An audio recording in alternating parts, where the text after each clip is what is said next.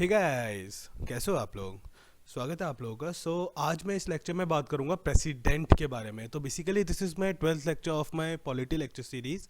और मैंने प्रेसिडेंट को दो पार्ट में डिवाइड किया हुआ है, पार्ट 1 एंड पार्ट 2।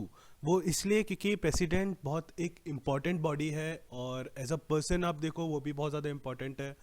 ठीक है, एग्ज़ाम पॉइंट ऑफ व्यू से देखो तो इससे काफ़ी क्वेश्चंस आते हैं। तो बहुत ही ज़्यादा इंपॉर्टेंट टॉपिक है, इंपॉर्टेंट बॉडी है, तो इसलिए मैंने इसको दो पार्ट में डिवाइड किया हुआ है और मैं इसको बहुत ही अच्छे से एकदम स्केच से स्टार्ट करके हर चीज़ बताऊंगा। ठीक है, तो इसलिए मैंने इसको दो पार्ट में डिवाइड किया हुआ है। टाइम ना वेस्ट करते हुए हम इस लेक्चर को आगे बढ़ाते हैं। बेसिकली अब तक हम लोगों ने क्या क्या कंप्लीट किया हुआ है। अब तक मैंने आपको बताया था कि मैंने पॉलिटी को 7 पिलर में डिवाइड किया हुआ है। ठीक है, 7 पिलर कौन कौन से थे। पहला पिलर था कॉन्स्टिट्यूशनल फ्रेमवर्क, सेकंड था central and state government, third था लोकल गवर्नमेंट, फोर्थ था union territory and special area, fifth था कॉन्स्टिट्यूशनल बॉडी, सिक्स था non constitutional bodies and seven था अदर्स, जो भी और भी कुछ कुछ बॉडीज हैं। ठीक है, और जो भी चीज़ जो रह जाती है वो सब मैंने 7 पिलर में लिया है। ठीक है, तो मैं अब तक फर्स्ट पिलर अपना पूरा का पूरा कंप्लीट कर चुका हूँ। कॉन्स्टिट्यूशनल फ्रेमवर्क मैं पूरा कंप्लीट कर चुका हूँ और आज से मैं सेकंड पिलर स्टार्ट कर रहा हूँ, जो कि है सेंट्रल एंड स्टेट गवर्नमेंट। ठीक है, तो बेसिकली हम लोग ने क्या क्या कवर किया था पिलर 1 में। मैं एक ओवरव्यू दे देता हूँ मैंने क्या क्या कवर किया है पिलर 1 में। कॉन्स्टिट्यूशनल फ्रेमवर्क जो था उसके अंदर क्या क्या कंप्लीट किया है। सबसे पहले मैंने कंप्लीट किया what is constitution, then framing of the constitution, then salient feature of the Indian constitution, उसके बाद preamble of the constitution, then union and its territory, then citizenship, then fundamental rights, then DPSP and then finally fundamental duties। ठीक है, और मैं start करने वाला हूँ pillar 2, जिसके अंदर ये सब टॉपिक आएंगे। पिलर 2 क्या है, सेंट्रल एंड स्टेट गवर्नमेंट। ठीक है, इसके अंदर क्या क्या टॉपिक्स मैं कवर करूँगा वो ये सब टॉपिक्स हैं। प्रेसिडेंट है, अभी मैं प्रेसिडेंट लेके चलूँगा, फिर vice president, then governor, then prime minister and chief minister दोनों एक साथ। क्योंकि क्या है ना, जो काम प्राइम मिनिस्टर का सेंट्रल में होता है वही काम चीफ मिनिस्टर का स्टेट में होता है। तो यहाँ पे मैं स्टेट और सेंटर को दोनों एक साथ लेके चलूँगा, जिससे आपके लिए समझना और पढ़ना बहुत ही आसान हो। ठीक है, उसके बाद central council of ministers and state council of ministers, उसके बाद parliament and state legislature, then supreme court, then high court, then subordinate court, then Jammu and Kashmir के बारे में बताऊंगा, उसको कुछ स्पेशल स्टेटस दिए हुए हैं। और जो मेरा आखिरी लेक्चर होगा पिलर 2 का, वो क्या होगा, special provision for some states. कुछ स्टेट्स ऐसे हैं जिनको स्पेशल प्रोविजंस दिए हुए हैं। ठीक है, इसके बारे में मैं बात करूंगा। ठीक है, चलिए अब हम बताते हैं कि अभी हम क्या करेंगे प्रेसिडेंट में, या फिर अब ये जो सेकंड पिलर है ना इसे हम लोग लेके क्या चलेंगे। ठीक है, तो बेसिकली हम इसमें यूनियन और स्टेट को दोनों को एक साथ लेके चलेंगे। अगर हम कॉन्स्टिट्यूशन के अंदर बात करें तो पार्ट 5 जो है वो डील करता है किसको, यूनियन को, और पार्ट जो 6 है वो डील करता है स्टेट को। ठीक है, यूनियन के अंदर कौन कौन सा आर्टिकल आते हैं, यूनियन के अंदर आर्टिकल 52 से लेके 151 तक आते हैं, और हमारे स्टेट के अंदर आर्टिकल आते हैं 152 से लेके 237 तक। ठीक है, तो हम ऐसे लेके चलेंगे, स्टेट और यूनियन को एक साथ लेके चलेंगे। ठीक है, अब बेसिकली हम यहाँ से अपना लेक्चर स्टार्ट करते हैं। हम प्रेसिडेंट के बारे में पढ़ते हैं। ठीक है, तो basically article 52 to 78 in part 5 of the constitutional deal with the union executive. अब आर्टिकल 52 से 78 तक वो किससे डील करता है, वो डील करता है यूनियन एग्जीक्यूटिव से। ठीक है, अब यूनियन एग्जीक्यूटिव है क्या, ठीक है, किस किस चीज से बनता है। देखो, the union executive consist of the president, the vice president, the PM prime minister, the council of minister COM and the attorney general of the India. इन सबको मिला के हमारा क्या बनता है, यूनियन एग्जीक्यूटिव बनता है। ठीक है, अब प्रेसिडेंट को हम क्या बोलते हैं, president is the first citizen of India. हमारा जो प्रेसिडेंट है ना वो फर्स्ट सिटीजन है इंडिया का। ठीक है, and act as the symbol of unity, integrity and solidarity of the nation. ठीक है, he is the supreme commander of defence force of India. जितनी भी डिफेंस फोर्सेज हैं हमारे इंडिया के अंदर, उनका सुप्रीम कमांडर कौन होता है, प्रेसिडेंट। ठीक है, सुप्रीम कमांडर कौन होता है, प्रेसिडेंट होता है। ठीक है, देखिए अब प्रेसिडेंट के लिए आर्टिकल 52 है हमारे कॉन्स्टिट्यूशन के अंदर। आर्टिकल 52 क्या बोलता है, it hold that there shall be the president of India, कि भाई प्रेसिडेंट मतलब हमारे इंडिया के अंदर एक प्रेसिडेंट होना चाहिए। ठीक है, आर्टिकल 53 क्या बोलता है, it vests the executive power of unions in the hand of president who can discharge it either personally और through officers subordinate to him.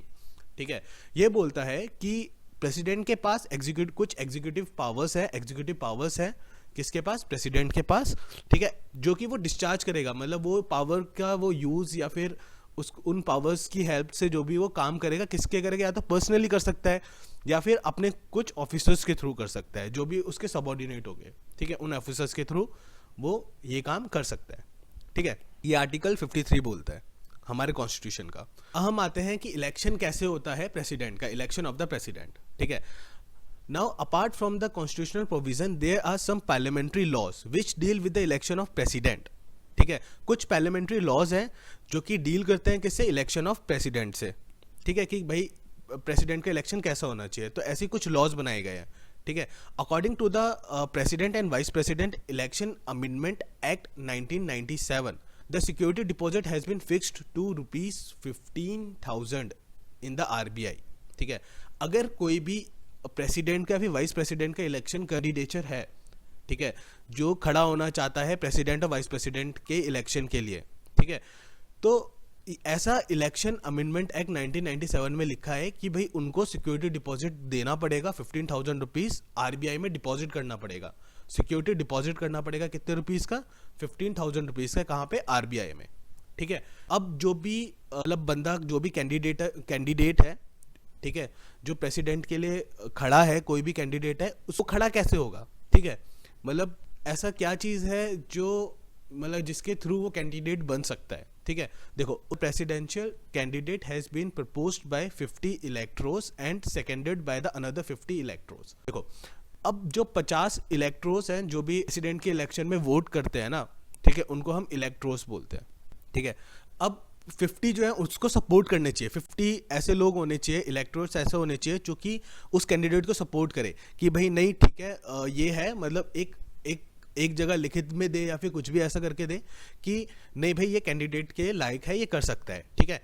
और 50 और होने चाहिए ऐसे जो कि उसमें हामी कर दे, मतलब कि ठीक है भाई हाँ ये होना चाहिए, ठीक है, मतलब कि वो उनको साइन करना ज़रूरी नहीं है या फिर उनको किसी लिखित में देना ज़रूरी नहीं है, बस वो सपोर्ट करे कि नहीं ये है, तो 50 को साइन करना है, 50 को सपोर्ट करना है, तभी कोई भी कैंडिडेट जो है वो प्रेसिडेंट के इलेक्शन के लिए खड़ा हो सकता है, ठीक है। अब आता है the returning officer for the president election in the secretary general of Lok Sabha and Rajya Sabha in rotation. देखो, ये रिटर्निंग ऑफिसर है क्या? जो इलेक्शन कराता है प्रेसिडेंट का, ठीक है, प्रेसिडेंट का जो इलेक्शन कराता है ना, उस वो रिटर्निंग ऑफिसर होता है, ठीक है। अब वो कौन होता है? वो होते हैं सेक्रेटरी जनरल ऑफ लोकसभा और राज्यसभा, तो ये रोटेशन में बनते हैं, ठीक है। पहले लोकसभा आएगा, मतलब पहले secretary general of Lok Sabha act करेगा एज अ रिटर्निंग ऑफिसर, ठीक है। उसका अगले बार जब प्रेसिडेंट का इलेक्शन होगा तब कौन करेगा? तब राज्यसभा का सेक्रेटरी जनरल करेगा, देन उसके बाद अगेन फिर लोकसभा का करेगा, देन उसके बाद फिर अगेन राज्यसभा का करेगा, ठीक है। तो वो रोटेशन में ऐसा होता रहता है और वो रिटर्निंग ऑफिसर बनता है और वही इलेक्शन कराता है या फिर उसकी देखरेख करता है इलेक्शन की कि भाई इलेक्शन जो है वो अच्छे से हो प्रेसिडेंट का, ठीक है। अब भाई कौन, हु इलेक्ट्स द प्रेसिडेंट, कौन इलेक्ट करता है प्रेसिडेंट को, ठीक है। अभी आर्टिकल 54 में लिखा है under this the president is elected by an electoral college consist of elected MPs and elected MLAs, ठीक है। ये क्या बोलता है? ये बोलता है कि भाई प्रेसिडेंट का जो इलेक्शन होगा ना, जो भी वोट करेंगे वो कौन करेंगे? एक तो जो इलेक्टेड एमपीज है वो करेंगे और जो इलेक्टेड एमएलएज है वो करेंगे, ठीक है। नॉमिनेटेड वाले नहीं करेंगे, इलेक्टेड एमपीज और इलेक्टेड एमएलएज करेंगे, ठीक है। The president is elected not directly by the people but by the member of electoral colleges consist of the elected members of both the house of the parliament, जो भी elected members है दोनों house के, Lok Sabha and Rajya Sabha, the elected members of the legislative assembly of the state, जितनी भी legislative assembly है हमारी states की, सारे स्टेट्स की, उसके जो इलेक्टेड मेंबर्स है वो भी इसमें पार्टिसिपेट करेंगे। एंड थर्ड चीज is the elected member of the legislative assembly of the union territory of Delhi and Pondicherry, ठीक है। अब दिल्ली और पौंडीचेरी, ठीक है, दिल्ली और पौंडीचेरी दोनों के जो इलेक्टेड मेंबर्स है लेजिस्लेटिव असेंबली के, ठीक है, क्योंकि ये दोनों तो यूनियन टेरिटरी है, स्टेट के तो हो गए, अब यूनियन टेरिटरी में सिर्फ 2 यूनियन टेरिटरी ऐसी हैं जिसके इलेक्टेड मेंबर्स जो है वो पार्टिसिपेट करेंगे किसमें?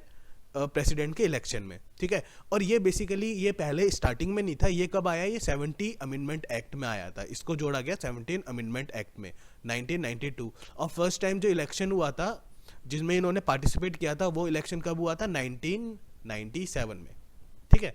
तो ये लोग जो है इलेक्ट करते हैं, ये लोग जो है वोट करते हैं प्रेसिडेंट के इलेक्शन के लिए, ठीक है। और जो नॉमिनेटेड मेंबर्स हैं और एमएलसीज हैं, ये पार्ट नहीं लेंगे इलेक्शन ऑफ प्रेसिडेंट में। इनका कोई भी हक नहीं बनता कि ये वोट करें या फिर ये पार्ट नहीं लेंगे किसमें, इलेक्शन ऑफ प्रेसिडेंट में। क्यों भाई, क्यों नहीं लेंगे? क्योंकि यार अब क्या है ना कि अब प्रेसिडेंट ही होता है जो नॉमिनेट करता है मेंबर्स, ठीक है। अब ऑब्वियसली जिसको वो नॉमिनेट करा होगा, ठीक है, पहले अगर जिसको नॉमिनेट किया होगा या फिर जो भी है बाद में करेगा, तो वो एक तरीके से बायस हो जाएगा सिस्टम, ठीक है। तो इसलिए इनको ये हटा दिया गया कि भाई प्रेसिडेंट के इलेक्शन में ये दो लोग जो है, ये लोग नॉमिनेटेड मेंबर्स जो है और एमएलसीज हैं, ये लोग इलेक्शन में नहीं जाएंगे, ठीक है। इलेक्शन में वोट नहीं करेंगे, प्रेसिडेंट के इलेक्शन में वोट नहीं करेंगे, ठीक है। अब भाई प्रेसिडेंट कैसे इलेक्ट होता है, ठीक है। अब प्रेसिडेंट इलेक्ट कैसे होता है, तो आर्टिकल 55 हमें बताता है कॉन्स्टिट्यूशन का। It says that the president is elected by the method of proportional representation with single transferable vote system, ठीक है। अब बेसिकली एक प्रोसेस है, ठीक है। जैसे हमारे यहाँ क्या होता है ना, first pass the post system होता है, जिसके पास ज़्यादा वोट आए वो चलेगा, ठीक है। पर प्रेसिडेंट के इलेक्शन में ऐसा नहीं होता, इनका एक अलग ही प्रोसेस है जिसको बोलते हैं सिंगल ट्रांसफरेबल वोट सिस्टम, ठीक है। तो बेसिकली दो टाइप के इलेक्शन मेथड होता है। एक होता है first pass the post system, मतलब कैंडिडेचर आए, ठीक है, जितने भी कैंडिडेट्स हैं वो सब आए, लोगों ने वोट किया, जिसके पास सबसे ज़्यादा वोट्स है वो जीतेगा, ठीक है। बट लेकिन सिंगल ट्रांसफरेबल वोट सिस्टम में ऐसा नहीं होता, ठीक है। इसका एक प्रोसेस एकदम अलग है। यहाँ पे आप बस इतना ध्यान रखो कि प्रेसिडेंट के इलेक्शन किसके थ्रू होता है, सिंगल ट्रांसफरेबल वोट सिस्टम के थ्रू होता है, ठीक है। और अगर आप जानना चाहते हो कि इसमें बेसिकली होता क्या है, तो मैं अलग से वीडियो में आपको बता दूंगा। बाकी एग्जाम पॉइंट ऑफ व्यू से ये बिल्कुल भी इंपॉर्टेंट नहीं है कि होता क्या है, ये कैसे होता है इसके अंदर। अगर आप चाहते हो फॉर फर्दर नॉलेज तो आप मेरे को मेरे कमेंट सेक्शन में बताइए, मैं इसको अलग से वीडियो में आपको दोबारा से एक्सप्लेन कर दूंगा कि ये प्रोसेस है क्या, ठीक है। सिंपल प्रोसेस है, बट लेकिन एग्जाम पॉइंट ऑफ व्यू से ज़्यादा इंपॉर्टेंट नहीं है, मैंने इसलिए यहाँ पे नहीं रखा, ठीक है। चलिए आगे बढ़ते हैं। अब क्या होता है कि जो भी वोट होते हैं ना, तो उनकी वैल्यूज़ होती हैं कुछ, ठीक है। एक एमएलए के वोट की वैल्यू अलग होगी, एक एमपी के वोट की वैल्यू अलग होगी, ठीक है। अब वो जो वैल्यू होती है वो कैसे डिसाइड करते हैं, ठीक है। अब vote value of votes of one MLA वो कैसे डिसाइड करते हैं, वो होता है total population of the state divided by total number of elected members in the state legislative assembly, ठीक है, इनटू 1/1000। 1/1000 इसलिए क्या, जिससे कि प्रपोर्शन में आ जाए, क्योंकि पॉपुलेशन तो बहुत ज़्यादा होती है स्टेट की, इलेक्टेड मेंबर्स कम होते हैं, तो इसको 1/1000 से इसलिए कि जिससे कि एक वैलिड प्रपोर्शन में आ जाए, इस वजह से, ठीक है। तो ये एक फॉर्मूला होता है, ये एक एमएलए की वोट की वैल्यू होती है। एक एमपी के वोट की वैल्यू क्या होती है, the total number of votes of all the MLAs of all state divided by total number of elected members of parliament, ठीक है। तो ये एक फॉर्मूला है, ये एक एमपी के वोट की वैल्यू होती है, ठीक है। आपको बस ये फॉर्मूला ध्यान रखना है, कभी कभी एग्जाम में पूछ लेते हैं, इंपॉर्टेंट उतना नहीं है, बट हाँ ध्यान रखिए, ठीक है। जितना मैं इसमें लिखता हूँ वो आपको ध्यान रखना है, हर चीज़ जो भी मैं बता रहा हूँ that is more than enough, more than enough. इसके अलावा आपको कुछ पढ़ने की ज़रूरत नहीं है, ठीक है। This is enough. आपको बस पता होना चाहिए कि भाई एक एमपी के वोट की वैल्यू क्या होती है, एक एमएलए के वोट की वैल्यू क्या होती है, ठीक है।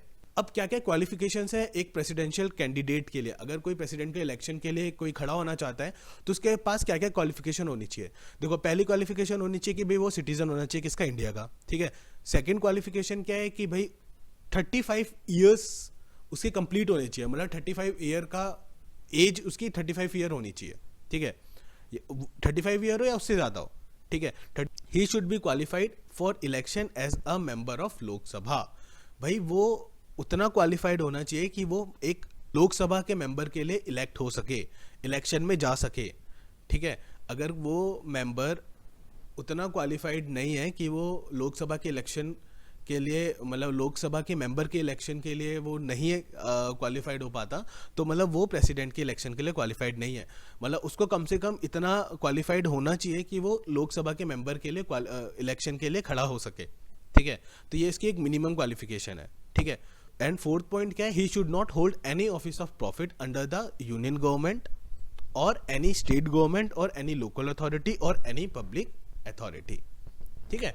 तो एक उसके पास क्या है, कोई ऑफिस ऑफ प्रॉफिट नहीं होना चाहिए, ठीक है। He should not hold any office of profit, ठीक है। चलिए, ये सब क्या है, एक प्रेसिडेंशियल कैंडिडेट की क्वालिफिकेशन है। जो भी बंदे प्रेसिडेंट के इलेक्शन के लिए खड़े होते हैं उनकी ये क्वालिफिकेशन होनी चाहिए, ठीक है। अब भाई, अब प्रेसिडेंट का टर्म कितना होता है, ठीक है, टर्म ऑफ द प्रेसिडेंट। ठीक है, कितने साल के लिए बनते हैं। तो basically the president hold office for the term of 5 years. ठीक है, 5 साल तक, 5 साल का टाइम होता है। 5 साल तक एक प्रेसिडेंट ऑफिस में रह सकता है, प्रेसिडेंट बन सकता है। अगर वो एक बार इलेक्ट हो गया, प्रेसिडेंट बन गया, तो 5 साल तक वो प्रेसिडेंट बन सकता है। अब ये 5 साल कहाँ से? From the date on which he entered upon his office. जब वो अपने ऑफिस के अंदर एंटर होता है प्रेसिडेंट बनने के बाद, उस दिन से अगले 5 साल तक वो प्रेसिडेंट बना रहेगा। अनटिल अनलेस, कब तक? बट जब तक वो रिजाइन नहीं करता। ठीक है, but he can resign from his office at any time by the addressing the resignation letter to the vice president. कब तक? जब तक वो रिजाइन नहीं करता। वो रिजाइन कभी भी कर सकता है, रिजिग्नेशन वो कभी भी दे सकता है अपना। ठीक है, मतलब बिफोर टाइम वो कभी भी दे सकता है, उसकी मर्जी है, प्रेसिडेंट की मर्जी है, वो कभी भी दे सकता है। पर वो रेजिग्नेशन लेटर किसको दे के देगा? किसको देगा? वाइस प्रेसिडेंट को देगा। ठीक है, उसको दे के वो रिजाइन करके जा सकता है। ठीक है, the president can hold office beyond the term of 5 year until his successor assume charge. अब क्या है कि देखो 5 साल हो गए एक प्रेसिडेंट के, अब क्या है, एक फ्रेश इलेक्शन होगा। फ्रेश इलेक्शन के लिए कुछ ना कुछ टाइम लगता ही है, कुछ ना कुछ टाइम लगता है, कुछ ना कुछ 1-2 मंथ, 3 मंथ, 4 मंथ लग जाते हैं। या कभी कोई ऐसा कोई केस आ गया, इमरजेंसी आ गई, कुछ आ गया। ठीक है, उस केस में जो हमारा प्रेसिडेंट होता है, जो हमारा पहला प्रेसिडेंट होता है ना, हम उसी को कंसिडर करते हैं एज अ प्रेसिडेंट, कि वही तब तक एक्ट करेगा as a president until unless उसका एक नया सक्सेसर या नया कोई नया प्रेसिडेंट नहीं आ जाए ऑफिस के अंदर तब तक। ठीक है, तब तक कौन रहेगा? पुराना वाला रहेगा। तो बेसिकली ऑब्वियसली तो उसका जो टाइम है वो 5 साल से ज़्यादा हो सकता है। ठीक है, ये स्टेटमेंट ये बताता है। अब जो थर्ड पॉइंट है वो क्या है? The president can be removed by the process of impeachment on the ground of violation of constitution. अब 5 साल से पहले, ठीक है, अगर प्रेसिडेंट अपना काम ढंग से नहीं कर पा रहा है तो इसको इम्पीचमेंट के थ्रू, ठीक है, उसको निकाला जा सकता है, उसको हटाया जा सकता है, उसको रिमूव किया जा सकता है। अब ये जो इम्पीचमेंट है वो किसके ग्राउंड में होगा? Violation of constitution. अगर वो हमारे कॉन्स्टिट्यूशन का वायलेशन करते हैं तो हम प्रेसिडेंट को हटा सकते हैं। हम मतलब कि जो हमारा असेंबली है, जो हमारा पार्लियामेंट है, वो हटा सकती है, ठीक है, प्रेसिडेंट को through the process of impeachment. अब मैं पूरा मतलब ये इम्पीचमेंट का प्रोसेस मैं आगे बताऊंगा अपनी सेकेंड पार्ट में। मैं आपको बताऊंगा कि कैसे प्रेसिडेंट इम्पीच होता है। ठीक है, कि कैसे प्रेसिडेंट इम्पीच होता है, इम्पीचमेंट कैसे होता है, प्रोसेस क्या होता है एक इम्पीचमेंट का। ठीक है, वो भी इंपॉर्टेंट है, वो मैं अपने सेकंड पार्ट में बताऊंगा। ठीक है, तो अभी तक बस आप इतना जान लो कि एक प्रोसेस होता है इम्पीचमेंट का। ठीक है, वो किसके ग्राउंड में करता है? Violation of constitution. अगर वो कॉन्स्टिट्यूशन का वायलेशन करता है तो उसको हटाया जा सकता है प्रोसेस ऑफ इम्पीचमेंट के थ्रू। ठीक है, प्रेसिडेंट को। देखिए, अब हम बात करते हैं vacancies in the president office. कैसे कैसे वैकेंसीज आती हैं, मतलब कैसे प्रेसिडेंट का ऑफिस खाली कैसे होता है, वैकेंसी कैसे जनरेट होती है। देखो, सबसे पहला है वो क्या है? On the expiration of his tenure of 5 year. अगर 5 साल पूरे हो जाएं, ठीक है, तो प्रेसिडेंट को हटना पड़ेगा, अपना ऑफिस को छोड़ना पड़ेगा, तो वैकेंसी आ जाएगी उसके अंदर। ठीक है, खाली हो जाएगा। सेकेंड होता है या वो रिजाइन कर दे, ठीक है, by his resignation. Third process क्या है? On his removal by the process of impeachment, या उन प्रेसिडेंट का इम्पीचमेंट हो जाए, इम्पीच कर दो, या फिर उनको हटा दो। अगर वो कॉन्स्टिट्यूशन का वायलेशन करते हैं तो उसको प्रोसेस ऑफ इम्पीचमेंट के थ्रू हट जाए वो। ठीक है, तब वैकेंसी आ सकती है। फोर्थ, या फिर उनकी डेथ हो जाए, अनफॉर्चुनेटली अगर उनकी डेथ हो जाती है तो वैकेंसी आ जाती है। And fifth, otherwise, for example when he become disqualified to hold office और when his election is declared void. या फिर कैसे कि अब अभी ठीक है, इलेक्शन हुआ, वो प्रेसिडेंट बन गए, बाद में पता चला कि भाई उन्होंने एक ऑफिस ऑफ प्रॉफिट उनके पास है, या फिर कुछ भी इस टाइप से उन्होंने होल्ड कर रखा हुआ है। ठीक है, तो उनको डिस्क्वालीफाई कर सकते हैं, या फिर वो जो इलेक्शन है उसको, या फिर जो भी इलेक्शन हुआ था प्रेसिडेंट का, वो डिक्लेयर कर दे वॉइड, मतलब कि वो रद्द कर दे उस इलेक्शन को। तब भी वैकेंसी आ सकती है प्रेसिडेंट के, मतलब प्रेसिडेंट ऑफिस में। ठीक है, ये 5 तरीके हैं। आपको बस इतना ही ध्यान रखना है कि किस किस तरीके से ये आती है। ठीक है, अब देखिए, अब क्या है कि ये कुछ इंपॉर्टेंट पॉइंट्स हैं, आपको ये ध्यान रखना है। सबसे पहला पॉइंट क्या है? When the vacancies is going on to be caused by the expiration of the term of the sitting president, an election to fill the vacancies must be held before the expiration of the term. In case of any delay in conducting the election of new president by any reason, the outgoing president continue to hold office beyond his term of 5 years until his successor assume the charge। ये बात मैं आपको बता चुका हूँ। अगर किसी भी प्रेसिडेंट का, जो सिटिंग प्रेसिडेंट है, जो बैठा हुआ प्रेसिडेंट है, अगर उसका पीरियड ख़त्म हो जाता है, एक्सपायर हो जाता है, 5 साल पूरे हो जाते हैं, और अगर अगले इलेक्शन के लिए थोड़ा सा देरी हो जाती है, डिले हो जाता है, तो जो हमारा सिटिंग प्रेसिडेंट था वही हमारा एक्ट करेगा as a president until unless, कब तक, जब तक उनका सक्सेसर आ ना जाए, जब तक जो नया प्रेसिडेंट है वो ऑफिस के अंदर आ ना जाए, ऑफिस को होल्ड ना कर सके तब तक। ठीक है। सेकंड पॉइंट क्या बोलता है, if the office falls vacant by resignation, removal, death और otherwise, then election to be filled a vacancy should be held within 6 months from the date of occurrence of such a vacancy।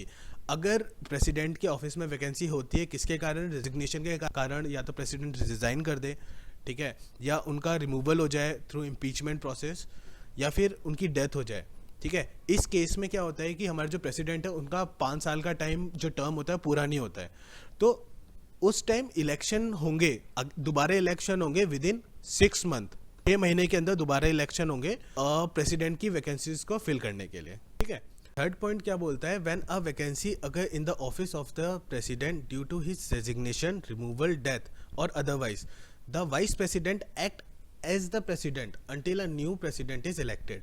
अब जिस time तक, जो 6 महीने के अंदर का जो टाइम पीरियड दिया हुआ है कि जिसके अंदर न्यू इलेक्शन होगा, ठीक है, किस केस में, या रेजिग्नेशन के केस में, रिमूवल के केस में, डेथ के केस में, ठीक है, इन केस में क्या है कि विद इन 6 मंथ, 6 महीने के अंदर इलेक्शन होगा। अब जो भी टाइम है, मतलब विद इन 6 मंथ, 6 महीने में 2 महीने भी लग सकते हैं, 4 महीने भी लग सकते हैं, उस मीन टाइम के लिए जो हमारा वाइस प्रेसिडेंट होगा ना, वो हमारा एक्ट करेगा एज अ प्रेसिडेंट, और वही हमारा प्रेसिडेंट की तरह काम करेगा। और जब न्यू प्रेसिडेंट आ जाएगा, इलेक्ट हो जाएगा, तब हमारा वाइस प्रेसिडेंट जो है प्रेसिडेंट की तरह एक्ट नहीं करेगा, फिर वो एक्ट करेगा एज अ वाइस प्रेसिडेंट ही। ठीक है। जो हमारा फोर्थ पॉइंट है वो क्या बोलता है, further when the sitting president is unable to discharge his function due to absence, illness और any other causes, the vice president discharge his function until the president resume his office. अब क्या है कि अगर हमारा कोई भी सिटिंग प्रेसिडेंट है, हमारा प्रेसिडेंट है, अब वो क्या है कि ऑफिस में नहीं है, ठीक है, वो अपनी ड्यूटी को डिस्चार्ज नहीं कर सकता, अपनी ड्यूटी को कर नहीं सकता। क्यों? या तो वो वहाँ पे है नहीं, या तो वो बीमार है, ठीक है, या फिर और भी किसी कॉज की वजह से। तो उस टाइम क्या होगा, जो हमारा वाइस प्रेसिडेंट है ना, वो एक्ट करेगा, वो डिस्चार्ज करेगा ड्यूटी हमारे प्रेसिडेंट की, ठीक है, वो हमारा एक्ट होगा एज अ प्रेसिडेंट, और वही डिस्चार्ज करेगा ड्यूटी प्रेसिडेंट की, प्रेसिडेंट ऑफिस से। ठीक है। In the case of office of vice president is vacant, the chief justice of India, or if his office is also vacant, then the senior most judge of the Supreme Court available act as the president or discharge the function of the president। अब क्या है कि अगर president नहीं है, अब vice president भी नहीं है भाई, ठीक है, वो भी मतलब वो भी बीमार है, कुछ भी है, तब कौन होगा, तब कौन प्रेसिडेंट की तरह एक्ट करेगा, chief justice of India. In case भाई चीफ जस्टिस ऑफ इंडिया भी नहीं है, तब कौन होगा, तब सुप्रीम कोर्ट का जो भी सीनियर मोस्ट जज होगा ना, वो डिस्चार्ज करेगा ड्यूटी किसकी, प्रेसिडेंट की। ठीक है, वो एक्ट करेगा as a president until unless हमारा प्रेसिडेंट वापस नहीं आ जाता है, या फिर उनसे senior most chief justice of India वापस नहीं आ जाता है, या फिर वाइस प्रेसिडेंट वापस नहीं आ जाता है, उसके हिसाब से, अकॉर्डिंग टू द क्रोनोलॉजी, ठीक है, उसके हिसाब से ही वो डिस्चार्ज करेंगे किसकी, प्रेसिडेंट की ड्यूटी। ठीक है। जो हमारा फिफ्थ पॉइंट है वो क्या बोलता है, when any person that is vice president, chief justice of India or any senior most judge of the Supreme Court is act as a president or discharge the function of the president, he enjoy all the power and immunity of the president।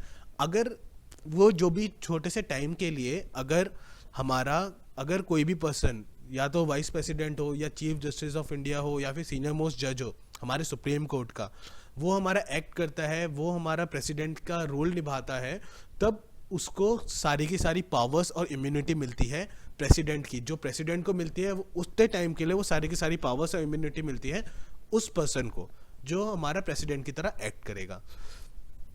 So guys, मैं यहाँ पे wind up करता हूँ इस lecture को। मैं second part बहुत जल्दी ही बनाऊँगा, ठीक है, बाकी की चीज़ें मैं कवर करूँगा अपने सेकंड पार्ट में। तो गाइज थैंक यू। अगर आपको मेरा वीडियो अच्छा लगता है तो प्लीज़ यार लाइक कर दिया करो, और जो लोग नए हैं तो प्लीज़ यार सब्सक्राइब करो, ठीक है, और जो मेरे वीडियोस के फॉलोअर्स हैं जो मेरे वीडियोस को फॉलो करते हैं, तो मैं उनसे कहूँगा यार प्लीज़ शेयर करो, जिससे ज़्यादा लोग आएंगे, ज़्यादा लोग देखेंगे, मुझे मोटिवेशन मिलेगा, मैं और जल्दी जल्दी और अच्छे अच्छे वीडियोस बनाऊँगा।